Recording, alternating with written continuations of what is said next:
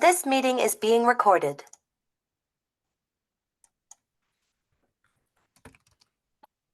My name is Rebecca Bartlett-Jones, and I'm Director of Green Key Global. I think I know virtually everybody on the call, so that's wonderful. Thank you for joining us for the Path to Decarbonisation for Hotels webinar in partnership with BMO. Today we have two BMO leaders presenting on the business case and tangible solutions for decarbonisation. Some admin items I just need to cover off first. So this webinar is being recorded. A copy of the recording and all the slides will be emailed out to the attendees after the webinar. We should have about 15 minutes for questions. You can just raise your hand or you can put your questions in the tab. I'll share some information now around our partnership. Green Key Global are delighted to be partnered with BMO Radical.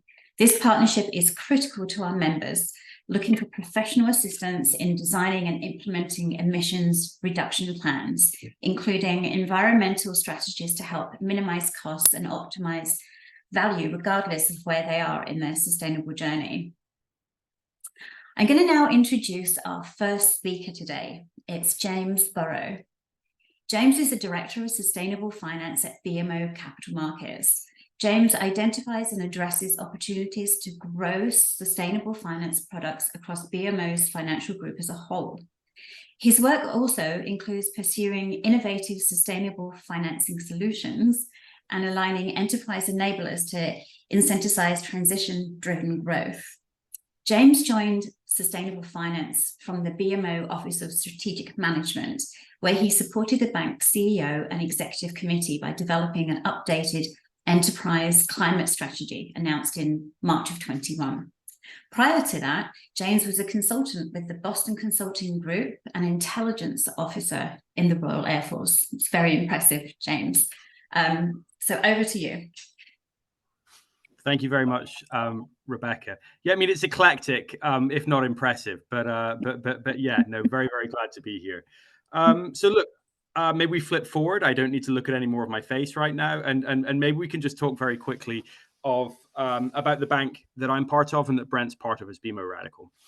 So you'll see on this slide lots of bubbles. I'll try and pick out some of the key messages that I think I would like to emphasize, about BMO before we move into the bulk of the presentation. I think firstly, one thing to mention is we've been in the sustainability game for quite a long time.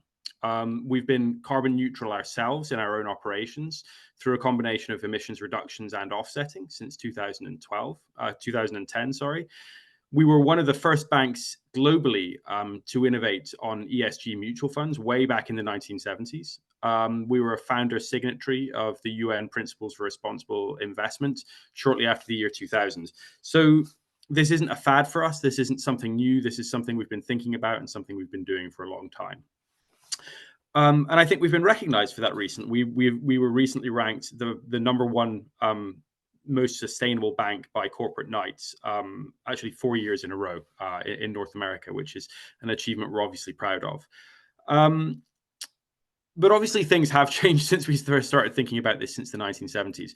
Climate change is an incredibly pressing issue, and we really want to address it head on.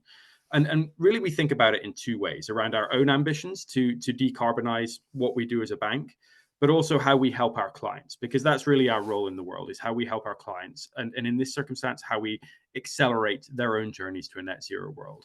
And I think that's really why we're here today. That's why we're talking to you all today. This is about helping you, as clients or potential clients of BMO to accelerate your own journeys to a net zero world from whatever your point you're starting on.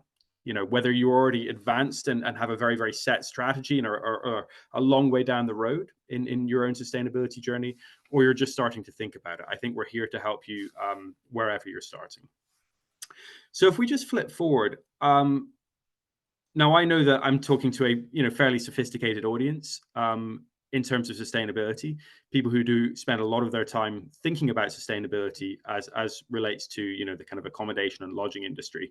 So I wouldn't want to pretend that any of this will all be kind of new to you, what I'm about to talk about. Some of it may hopefully be new to you, and if it's not, we can certainly discuss some of these points in the Q&A at the end.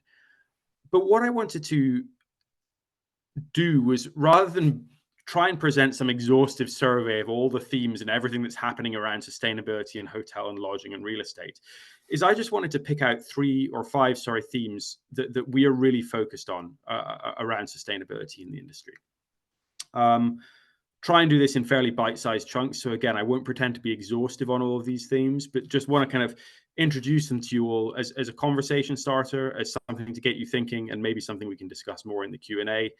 And actually, hopefully also as a nice segue to what my colleague Brent will talk about in terms of his own climate smart offering through BMO Radical. So 5 points. I'll address them. I'll recap that. I'll kind of summarize them quickly now, and then we'll just cycle through a few slides to dig into them a little bit more. So the first one, building performance standards are here and cities are taking the lead. And what I mean by building performance standards really is regulation. It's a fancy way of saying regulation. And the funny thing is, actually, a lot of people automatically will look to the federal government as the primary regulator around this. But the interesting thing is, regulation around buildings is really being driven both sides of the border, here in Canada, well, here for me at least, in Canada, but also in the United States. It's being driven at the city level and to some extent by states and provinces. So that's the first point I'd like to dive into. I think the second point is that this is almost the flip side of regulation. You know, on the one hand, governments are regulating, but on the other hand, they know it's not enough simply just to regulate this industry and tell them what they have to do. They need to give them a helping hand on their decarbonization journey. It's not enough simply just to use the stick. There needs to be some carrots in the industry as well. So I want to dig in a little bit to that. A third point that I'd like to raise, which does definitely relate to the hotel industry, as well as other industries in kind of B2C retail, is that consumers have indicated they are willing to pay a little bit more, not necessarily a lot more, but a little bit more for sustainability. So consumers do value sustainability, and that the value that they place on it is actually being translated into how much they are willing to spend for given services that they consume. Perhaps getting a little bit more technical with point 4, when it comes to retrofits, and by retrofits, I mean energy efficiency retrofits, energy conservation measures that make existing buildings more energy efficient and therefore lower carbon, simple payback as a measure of returns is dead. It is the wrong way of looking at this. Life cycle cost analysis is in. And life cycle cost analysis is a kind of jargony term, which I sort of do, but sort of don't like because it obscures what it's talking about. But I will come in, I'll explain by what I mean by life cycle cost analysis shortly. And then the final thing is I think something that we probably all have in common on this call is that decarbonization is daunting. This is a hard problem. Like, this is the most challenging problem, one of the most challenging problems that we've faced in the entirety of human history. But it's necessary that we get it right. So we have to start somewhere. And for me, step 1 is a strategy. Before you start doing, you need to think about what you're about to do to make sure it makes sense in very simple terms. So maybe I can start with point 1, and I'll just flip forward to the slides here. So what I'd like to do is I mentioned building performance standards are here. And again, I stress what I mean by building performance standards is really regulation around how emissions are reported, how emissions from buildings are reported, and how they're capped, because the regulators at the city level are thinking of doing both. I mentioned this is a theme both sides of the border, in Canada and in the United States. I'll start in Canada, and then we'll have another slide that pulls out some examples from the United States. Now, I don't want to be exhaustive here, but what I do want to land the message is that these regulations are coming to some extent, and in some places they're already here, and they will require action on building owners really of all types, including hotel and lodging. So maybe I could just zoom into the West Coast, the city of Vancouver, because certainly in Canada, they're leading. So they are currently implementing mandatory energy and carbon reporting for all commercial and industrial buildings over 50,000 square feet. That is in place as of now, with the first reporting due in 2024. So what does that mean? That means that you need to find somebody to, if you are building over 50,000 square feet, or in 2024 over 100,000 square feet, but thereafter over 50,000 square feet, you need to find a way of measuring your carbon emissions. And that is something that you may be able to do in-house if you have the expertise. But in many cases, a lot of organizations don't have the expertise. So in the city of Vancouver, this will be an expectation, a regulatory expectation, and it's something that hotel owners in that city should be thinking about kind of now, really. The interesting piece is that after 2026 onwards in the city of Vancouver, not only will emissions reporting be a requirement, but there will be a cap on the greenhouse gas intensity of buildings. And if the building owner exceeds that cap, there will be fines of $350 per ton in excess of that cap. The city of Vancouver don't like to call it a fine. They like to call it a permit to emit. I would call that a fine rather than a permit. But you know, irrespective of the semantics over the language, carbon will increasingly become a financial liability for larger building owners in the city of Vancouver. It won't just become a reporting requirement, it will become a financial liability. Beyond that, the city of Vancouver has a 2040 net zero target, so those emissions are going to start to get tighter and more restrictive over how much buildings can emit. I would say the same is true across Canada. Toronto and Montreal are very close behind Vancouver. Calgary is also thinking about it, and a lot of the other smaller municipalities are thinking about it. And without getting bogged down too much into the details, it usually centers around the twin requirements of emissions reporting. In other words, working out how much carbon you're emitting annually from your buildings and submitting those reports to the city, and then an emissions cap at some point. So really, those are the two key thrusts that the regulators are pushing on. And as we flip forward to the States, again, I won't go into too much detail on the next slide here. Hopefully, we should see a map of the States when that comes up. There we go. I won't go into too much detail, but what I will say is this is a theme that is happening across the country, not necessarily just on the coasts that are typically painted blue on the electoral maps. You're seeing it in the Midwest. You're also seeing it in the South, places like Texas and Georgia. It's a theme that's happening nationally. And again, cities and to some extent states are taking the lead. If you did want to get a little bit more into the detail here, the Institute for Market Transformation does some fantastic reports that you can access. You can see this is where I got this diagram from. And just to pick a few kind of examples, maybe the very famous one is Local Law 97 in New York. And without getting too much into the details, what it means is all commercial and multifamily buildings over 25,000 square feet are subject to emissions caps.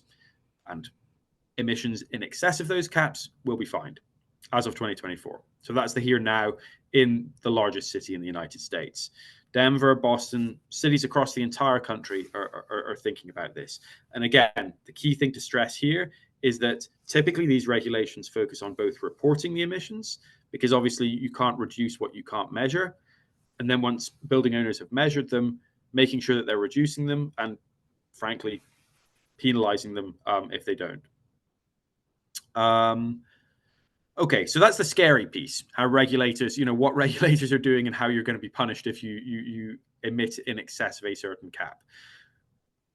I think if we go forward to the next slide, what you'll see is a little bit more of the carrot that the federal government and regional governments, and that's at the sort of provincial or state or municipal level, both sides of the border are thinking about.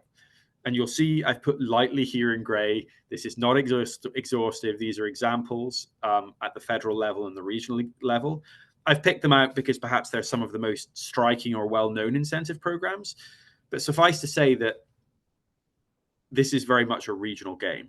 There are federal level incentives, but your town, your state, your province, your city, whatever jurisdiction you reside within, or your hotels reside within, there will also be kind of lower level incentives and benefits at that level.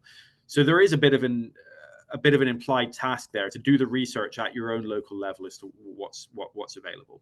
But maybe if I can just pick out a few of the more eye-catching examples. So in Canada, we have Canada Infrastructure Bank's Building Retrofits Initiative.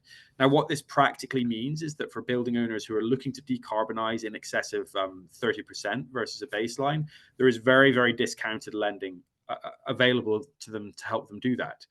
And I mean, that's lending at interest rates of kind of between 2% and 4% typically against the market, prevailing market rates right now, which are kind of between 8% and 9% usually.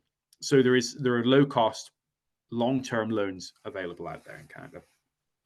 In addition to this, and I should mention these, as far as we know, are stackable incentives. So, for example, CIB's lending plus the clean investment tax credit, which I'm about to clean tech investment tax credit, which I'm about to explain. A lot of these incentives are stackable. So it's not like either or, it's everything, in a lot of cases.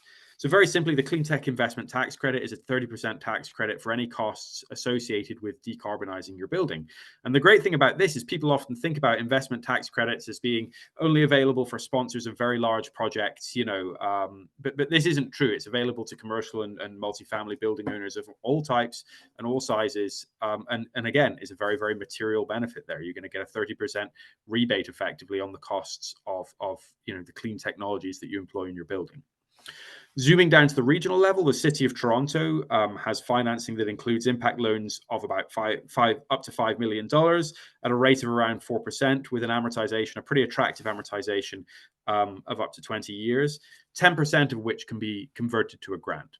So that's $500,000 of free money effectively in this scenario. So that's Canada. Similar themes in the US.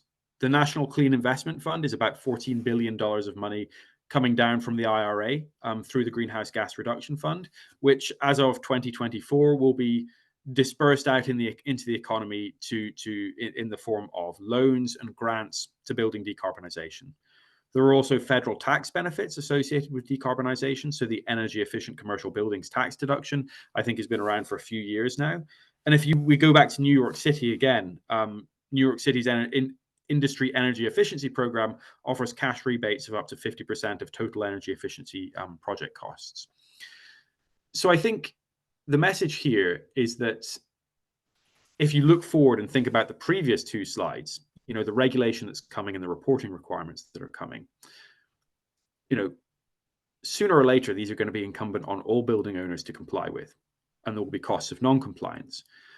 But acting now can really yield material benefits in the form of stackable incentives, loans, grants, investment tax credits that can make this work, attractive in financial terms because of the concessionary capital available. And I guess the ideal scenario, if you're thinking about your building, and I'll come onto this maybe under my fifth point, which is thinking about strategy, is if you have, for example, a large natural gas fired furnace which heats your hotel that is due for replacement next year. At this point, you have a choice, right? Do you replace it with another natural gas furnace, or do you replace it with, or do you electrify the building? Right now, it probably makes a ton of sense, particularly with regards to all of these incentives and the regulation, to go down the electrification route. It may well make financial sense, and certainly makes regulatory sense, in terms of the regulation that's coming. So I won't labor that point too much more. I'll move forward onto the third point now, which kind of, I think, pivots the focus a little bit to think about what consumers value. We're not talking about regulators and the government here. We're talking about the consumers, which is, your target markets. So a couple of surveys, recent surveys in July and November that I picked out, because I think historically it's often been a source of debate as to whether people will actually pay with their wallets for sustainability. Nobody's going to say they hate sustainability. Everybody's going to say they're pro the environment. They don't want climate change to happen. But that's very different than saying that they're willing to pay for it. But evidence is increasingly emerging that people are willing to pay something for it. I'm not necessarily saying a lot, but people are willing to pay something for it. So this survey on the left by Boston Consulting Group, when you average across age groups, it indicates that 25% of Canadian consumers paid more for products with a lower climate impact. It doesn't say how much more, but it says that 25% of Canadian consumers surveyed had paid more for these products. The interesting thing as well is if you dig into the graph, that 25% is an average. But if you look at Gen Z and millennials, that is approaching 40 to 50% of consumers in those age cohorts who are willing to pay more. So interesting that a good chunk of Canadian consumers are willing to pay more, full stop. Also interesting that this is a trend that you see more, amongst the younger generations. On the other side of the slide here, survey from Bain. This is a US survey, more recent. This is November, so very, very recent. Consumers in the US say they're willing to pay up to 11% more for sustainable products. So that's That's interesting to me. It's not 1 or 2% more, which is relatively immaterial in revenue terms. It's 11% more. So, you know, it's not huge, but it's not nothing. So again, that emphasizes that consumers are willing to place a real financial monetary value on the sustainability of the products that they buy. What does that mean for hotels? I think that means there is a potential upside for flagging a lot of the sustainability initiatives that you're doing, whether it's, you know, reducing waste, water, trash, you know, or reducing energy consumption. You know, there's real value in being clear about what you're doing to the consumers, you know, real financial value in that. The downside, and this is something we think about a lot as a bank as well, is the risk of greenwashing, because consumers are, you know, increasingly sensitive, educated, informed, and alert to corporate claims that amount to, you know, very little more than hot air around what they're doing around sustainability. So the upside is there's clear evidence that consumers are willing to pay more for sustainability.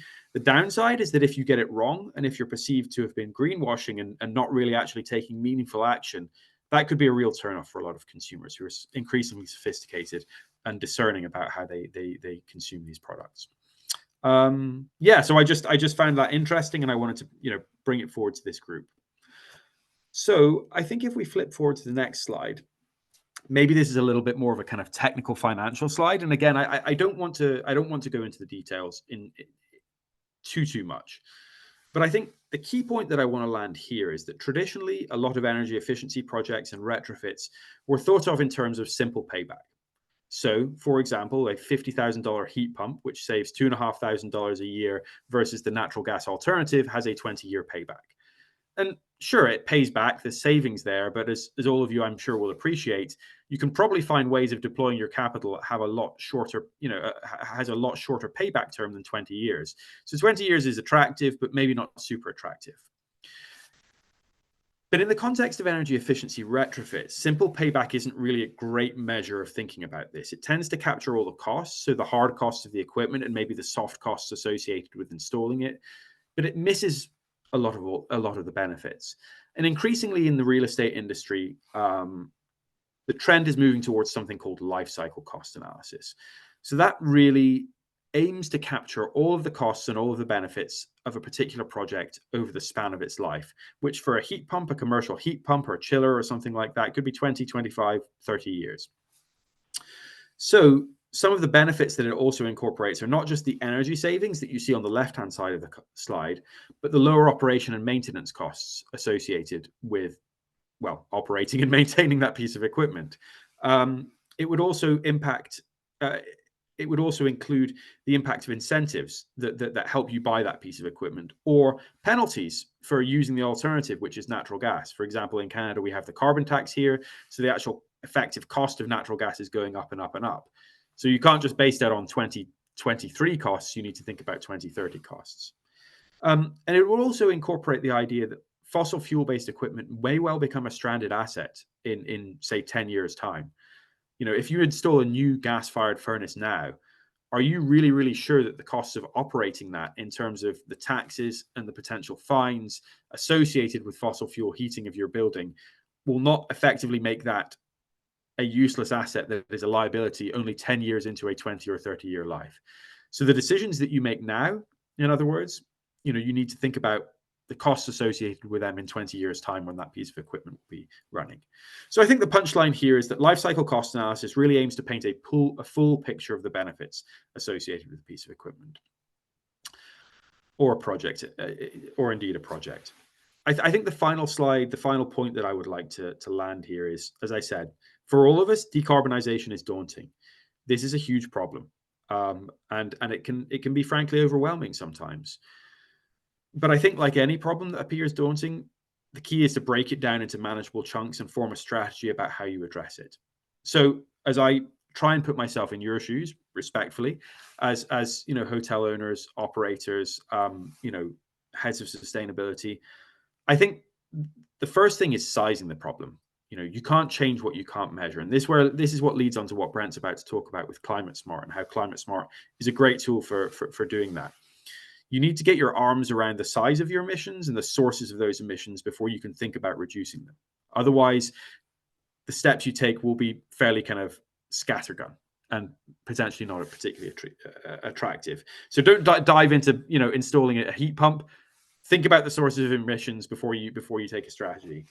Then after that, it is taking that strategic approach. It's looking across the entire portfolio of your buildings, you know, continent-wide, and considering various factors to determine what the low-hanging fruit is, which is the next point. And some of these factors include the age of the buildings, the time of replacement or the maturity of major pieces of equipment like HVAC within the building.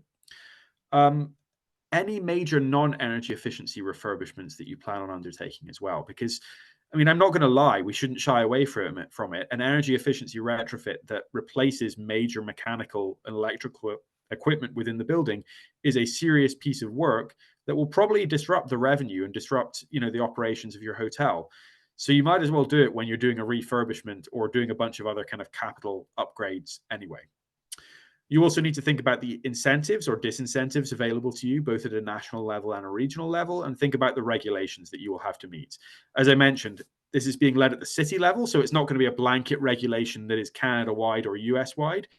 You will probably see a staggered introduction of regulations across different cities. So it may be that if you have a bunch of hotels in Vancouver, you want to focus there next and not necessarily Calgary. You know, that's the thinking there. I think the second to last point is start with the low-hanging fruit. What we've seen when we help our clients do retrofits is that it pays to do the easy projects first and then learn and use that knowledge and experience as a foundation for tackling the harder stuff. So aside from a kind of triage exercise that you do with taking the strategic approach, there's an extent to which you need to start with the easy stuff and learn. You know, and that will help up build your knowledge of the contractors available in the space, which ones you like working with, which ones you don't, the equipment, how you operate it, all these small incremental pieces of knowledge that will help you move on, you know, to the next stage up, which is some of the more challenging buildings.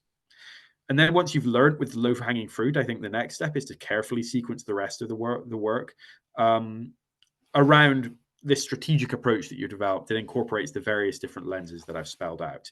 And I think, again, maybe the big thing that I would emphasize there is a deep retrofit that really, really decarbonizes the building, primarily through fuel switching from fossil fuels to electricity, is a major capital upgrade. So when you're doing other major capital upgrades to your hotels, that's probably the best time to do it. I think we're halfway through, so I've probably already taken more time than I'm due here, and I'm keen to pass on to my colleague Brent, who I'm sure has lots of interesting stuff to follow up on. But I'm very happy to answer any questions at the end. Thank you. Thank you, James. That's wonderful. Some great advice and some new information I know I hadn't seen before. That's hopefully very useful for the people on the call today. So I'd like to introduce our second speaker today. It's Brent Thumlett, and I do apologize, Brent, if I pronounce that wrong, you can correct me. Brent's the Managing Director of Software Solutions at BMO Radical. Radical was acquired by BMO Capital Markets in December 22, and Brent leads the development and evolution of BMO Radical's proprietary technology that enables businesses to measure, reduce, and report emissions through their carbon credit development and climate smart carbon accounting products. His dedication to emissions transparency and accuracy is what sets BMO's Radical products apart and enables their team to hold up to the highest standards. In 2022, BMO Radical joined the global incentive, the Carbon Core, with Brent taking on leadership to advance carbon accounting standards. So without further ado, I'm going to pass over to Brent. Thank you very much. That pronunciation was perfect. So today, kind of building on the context that James said, the pressures and the challenges with decarbonization, I'm going to introduce you to Climate Smart. And first of all, what is Climate Smart? Climate Smart is a combination of advisory, software, and training.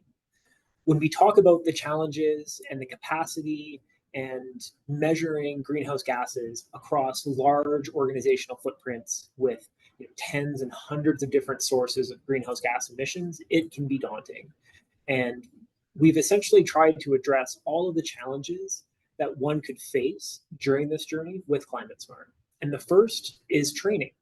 We understand that building capacity within organizations, whether that's to support a corporate-led greenhouse gas footprinting team or sustainability team, or going to individual, franchisees or hotel owners, and then giving them capacity and training so that they can start entering this space with a base level of knowledge to be able to execute, this measurement and this strategic strategy that's being outlaid accurately.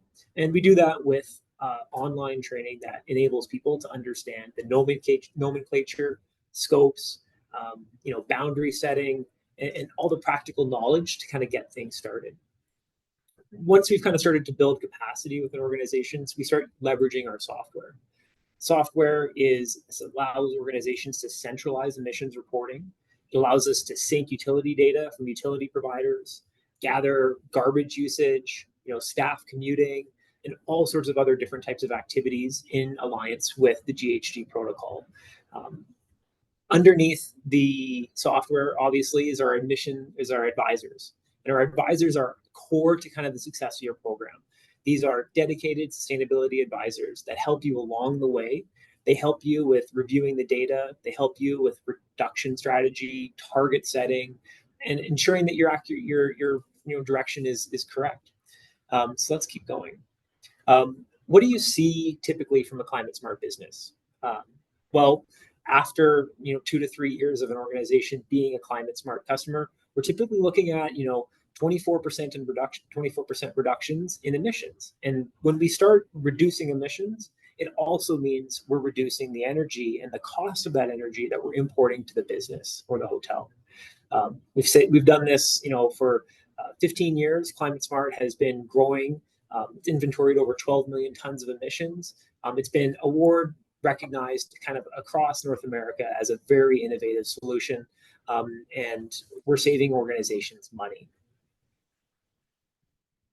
So what are the benefits to becoming a climate smart business? We're going to go around and pick out a few.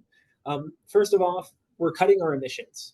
This is the good thing to do. This is what we want to try and do towards the future. This can then be used to recognize, attracting some of that, younger generations use case of your product.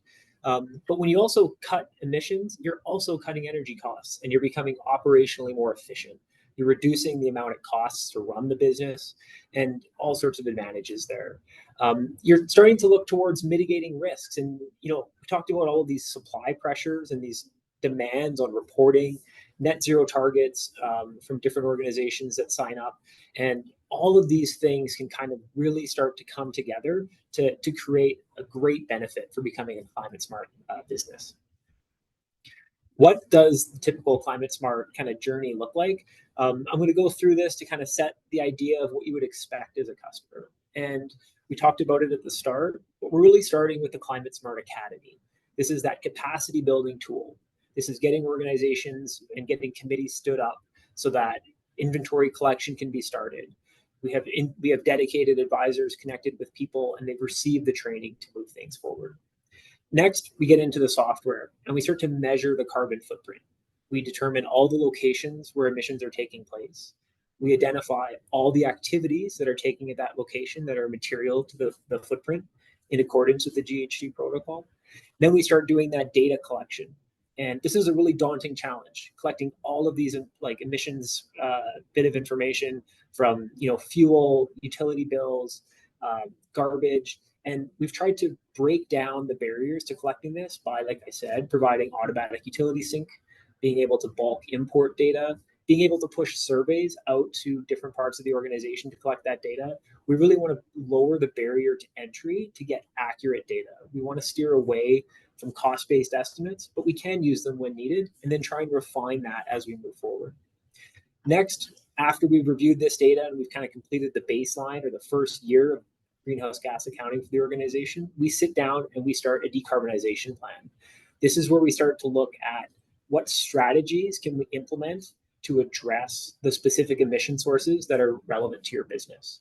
Some of them may not be addressable. Other ones may have different types of strategies that can be implemented. We're talking about, building base loads of water or electricity usage there's certain things that can happen.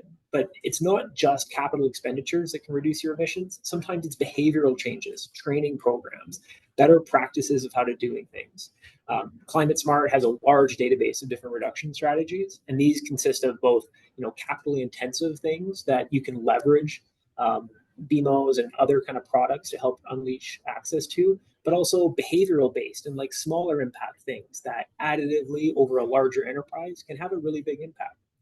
Next, this Climate Smart software and the advisor helps you kind of understand in your jurisdictions, maybe what benefits are available to you from the federal or state, or provincial or local governments, as well as what products may be relevant to unlocking some of those larger things.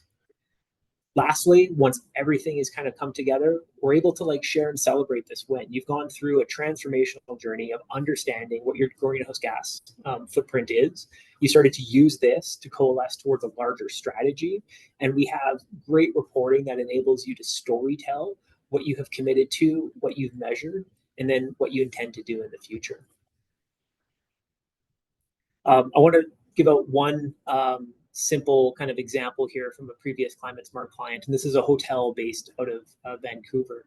They looked at implementing natural gas reductions, and this does look like a very simple kind of calculation, but as James said, there's a life cycle analysis that went on underneath this, and this specific case study happened about 3 or 4 years ago. So well before the city of Vancouver even had started talking to the constituents about greenhouse gas emissions kind of caps and permits to emit. So if we look at what was done back then, we looked at the life cycle total analysis, and we start to see, what was done, and not only the reduction in CO2, the cost savings on natural gas, but positioning the hotel to be at an advantage when these regulations start coming in, pressuring towards emission reductions. So here, we're going to jump from the slides. We're going to go and take a look at Climate Smart. I've got an example client set up for us to take a look at. And then we're going to wrap up with call to action and a QA.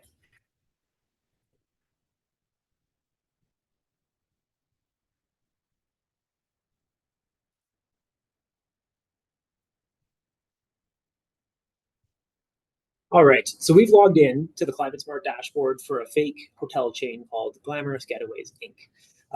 I've logged in as Bob, who's the sustainability director or the key person that's responsible for kind of gathering this information.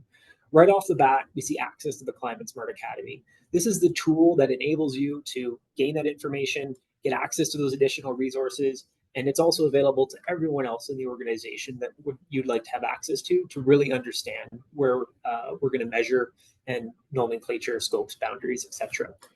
As we go down, we get into the real most important area. This is the emissions manager. Glamorous Getaways has been doing greenhouse gas accounting for 3 years.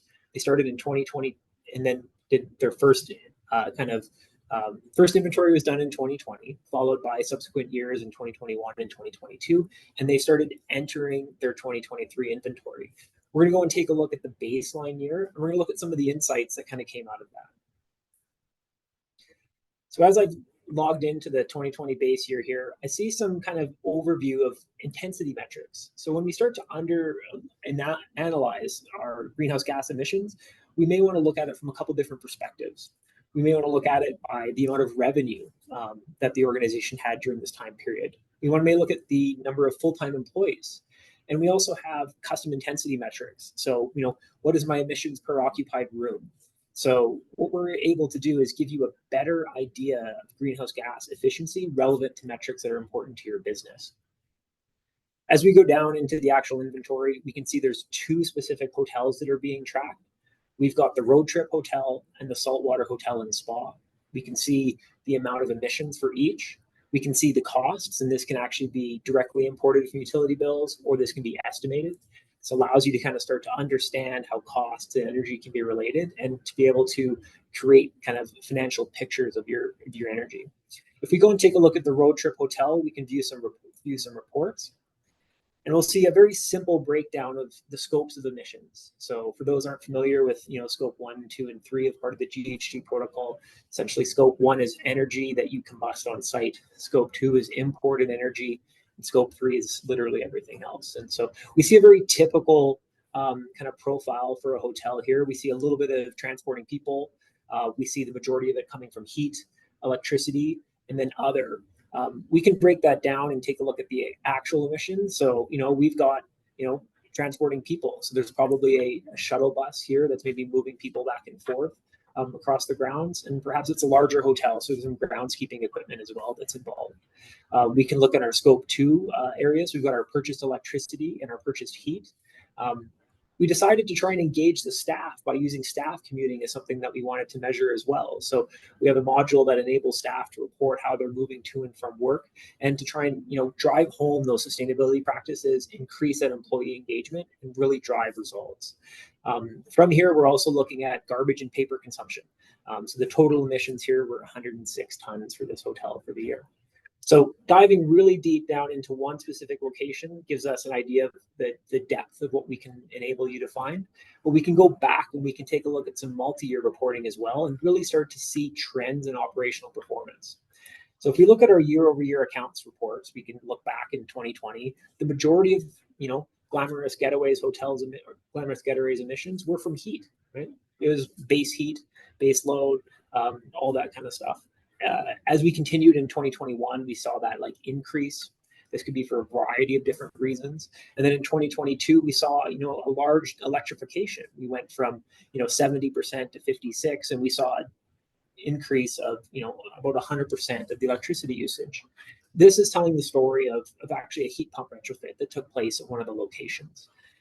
We decarbonized that building by moving energy from gas to electricity, and we see that kind of reflected in the data. We can also look at this via those custom intensity metrics that I talked about earlier. So we can look at emissions per full-time employee. So how do we trend? Are we continuing to grow our workforce?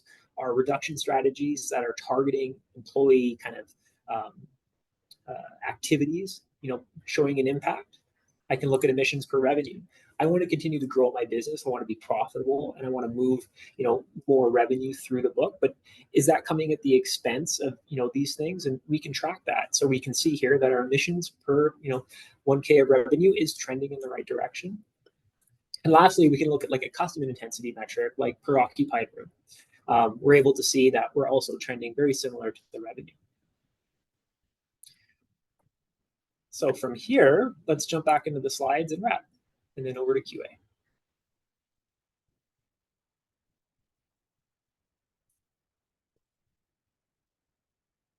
So what's next? What's available? First of all, we're hosting another webinar on January the 30th. We're going to go deeper into kind of the tactics around gathering information, specific insights that are relevant to hotel managers, and more information about the Climate Smart program. So please keep an eye out for that information. We're really excited to share more about this partnership and really help unlock information, knowledge to help you understand the pressures and what is available to you. And then secondly, as part of the BMO Green Key partnership, Green Key is getting a 20% discount off of Climate Smart program. So happy to have detailed conversations around pilot programs, large launches, strategy discussions, or just to kind of get more specific information. Court or myself, which is not on the call today, would be really happy to have a time to connect with you and see how we can help you. With that, I'm going to hand it back to Rebecca for the QA. Thank you very much. That's great. And I do believe that we are sending the recording of this deck also, of this whole call, so that you can refer to all those great facts and figures that James and Brent both gave us. So let's open up the floor. Are there any immediate questions? You can just raise your hand and speak, or put them in the chat. Okay, Brent, well, I have one here. How much work would you say is required to go through and complete the Climate Smart program and fully leverage it? Yeah, great question. It depends upon a couple factors, but there is some kind of general rules of thumb that we talk about. Typically, a lot of the time is spent, if someone is the sponsor for a Climate Smart program at a hotel chain, is around putting out information requests and waiting for those to come back. Reaching out, excuse me, to accounts receivable or accounts payable and getting access to accounting information, bills, so forth, getting utility provider information, forming committees. We typically see it taking maybe a few hours of one individual a week for several months as part of a larger initiative. And we've seen them be even less than that as well. It really depends upon how the accounting group is structured within the organization. Is payable centralized? Is it not? Is utility billing, centralized across accounts? So it's kind of bespoke to each, but our goal is to really not be an additive to somebody that is maybe executing this side of desk. We're trying to really help them, through this journey, not adding more to their plate. Oh, that makes total sense. Thank you. And I have one more question. I think you did touch on it, but can you explain the difference between scope 1, 2, and 3, and how would a hotel know what they should be measuring, especially when it comes to scope 3? Yes, so there's a bit of guidance in the GHG protocol that I'll come to around what to measure. If we look at scope 1, we're essentially things that the organization has direct control over. So this could be how a owned vehicle by the hotel is being driven, whether it's being a gas vehicle or a diesel vehicle, or it's being switched to an EV. Those are kind of like the scope 1 thing. So what can I directly influence and control? Scope 2 is imported energy. So this is typically electricity, but this could also be steam if you're part of a district energy system. And there's some kind of other areas as well where you have maybe sublet spaces, where you have areas that you don't have direct control over. It can kind of move back and forth between scope 1 and scope 2 based upon the language. When it comes to measuring scope 3 emissions, we need to capture what would be relevant and accurate to the emissions. We cannot choose to disclose something because it is hard to measure if it is material to the organization's emissions. And so that materiality threshold varies a little bit, but really anything that starts to talk about moving the organization's emissions footprint several percent is something that we need to have in that materiality bucket. Great. Thank you very much. Well, I don't see any other questions. So thank you, James and Brent, for sharing this great information. Thank you, all of you, for joining us today. We hope you found the webinar informational and helpful, and that you look at decarbonisation strategies for your hotel. Please don't hesitate to reach out if you've got any further questions or want to dig deeper into anything we touched on today. But we'll be in touch. We'll send you this deck and some information. And have a good rest of your day. Thanks, everyone. Thank you. Thanks.